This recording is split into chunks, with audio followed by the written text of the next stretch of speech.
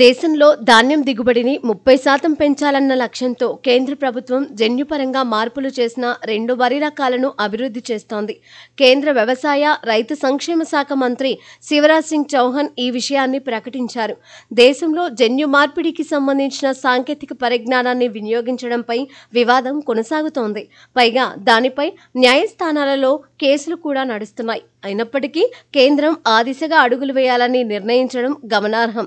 జన్యుపరంగా మార్పులు చేసిన కమల రకంతో ఉత్పాదకత 30%, పూసా డిఎస్టీ రైస్ 1 రకంతో 20% పెరుగుతుందని నిపుణులు చెబుతున్నారు.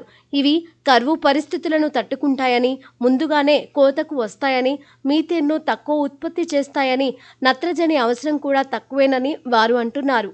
వ్యవసాయ రంగంలో జన్యు మార్పిడికి సంబంధించిన సాంకేతిక పరిజ్ఞానాన్ని వినియోగించవచ్చా లేదా అనే అంశం గత 2 దశాబ్దాలుగా అత్యున్నత న్యాయస్థానమైన సుప్రీంకోర్టు పరిశీలనలో ఉంది. బయోసేఫ్టీ పరీక్షలో సానుకూల ఫలితాలు రాకుండానే దేశంలో ఈ పరిజ్ఞానాన్ని ఎందుకు అనుమతిస్తున్నారని ప్రశ్నించినప్పుడు 1989వ సంవత్సరపు పర్యావరణ చట్టంలోని జీవ భద్రతా నిబంధనల నుండి ఈ 2 రకాలు మినహాయింపు పొందాయని చౌహాన్ బదులిచ్చారు.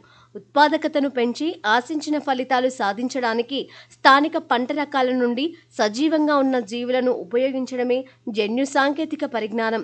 బ్యాక్టీరియాను చేర్చడం కంటే ఇది ఉత్తమమైన పద్ధతి కాబట్టి దానికి నియంత్రణలు ఉండవు అని వివరించారు.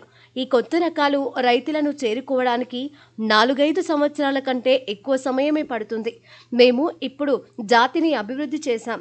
ఫౌండేషన్ విత్తనాలను అభివృద్ధి చేయడం, ధృవీకరణ పొందడం వంటి పనులకు కనీసం 4-5 సంవత్సరాలు పడుతుందని చౌహాన్ చెప్పారు.